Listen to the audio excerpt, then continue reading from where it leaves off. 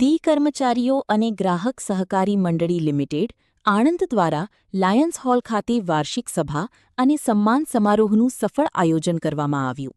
કાર્યક્રમમાં મંડળીના સભ્યો, કર્મચારીઓ અને આમંત્રિત મહાનુભાવોની ઉપસ્થિતિમાં તેજસ્વી વિદ્યાર્થીઓ અને નિવૃત્ત કર્મચારીઓનું સન્માન કરવામાં આવ્યું. સમારોહ અધ્યક્ષ જિલ્લા પ્રાથમિક શિક્ષણાધિકારી તેજસિંહ સોલંકીએ કરી હતી, જ્યારે પૂર્વ પ્રમુખ આણંદ જિલ્લા પ્રાથમિક શિક્ષક સંઘના અરવિંદભાઈ ડી ચાવડા વિશેષ અતિથિ તરીકે ઉપસ્થિત રહ્યા હતા.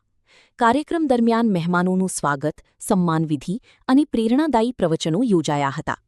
આ કાર્યક્રમમાં chairman Mahindrasinh U Parmar, vice chairman Jaygopal N Sutariya, director Ayyub Khan R Pathan, Tirathsinh C Parmar, board of director Girishbhai C Parmar, Padyumansinh N Gohil, Jatinkumar S Trivedi, Kamleshbhai K Patel, Babubhai I Sotha, Dhamendrasinh K Raj, Manishaben E Parmar ઉપસ્થિત રહ્યા હતા.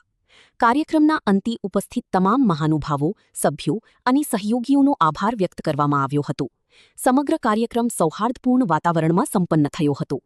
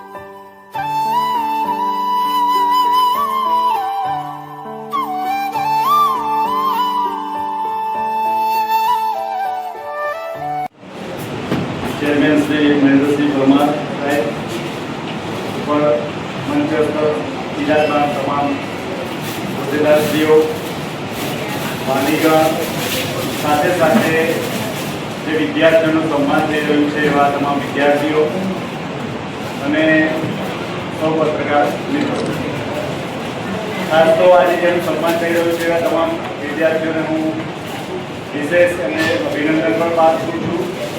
સાથે સાથે ભવિષ્યમાં ખૂબ સારું પ્રગતિ કરે એવી સાથે સાથે શુભેચ્છાઓ પણ પાઠવું. કર્મચારીઓની ધિરાણ અને ગ્રાહક સહકારી મંડળીને 30 વર્ષ પૂરા થયા છે સ્થાપનાને, અને એની વાર્ષિક સાધારણ સભા છે. વાર્ષિક સાધારણ સભાની સાથે અમે વિદ્યાર્થી સન્માનનો કાર્યક્રમ રાખીએ છીએ.